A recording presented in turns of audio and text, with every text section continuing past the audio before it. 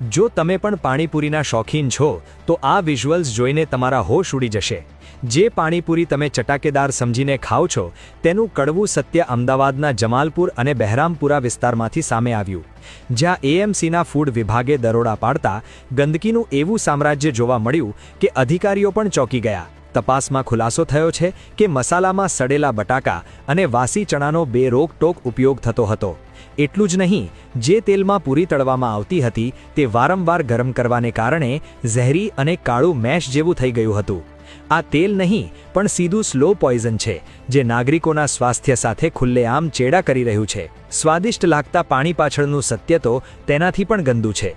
ગંદી કુંડીઓના નળનું પાણી ભરીને પાણીપુરીનું પાણી તૈયાર કરવામાં આવતું હતું। આ પાણીનો સંગ્રહ કરવા માટે પણ કોઈ ચોખ્ખા પાત્રોને બદલે ડસ્ટબિન જેવા અસ્વચ્છ પીપળાઓનો ઉપયોગ થતો હતો। અસહ્ય દુર્ગંધ અને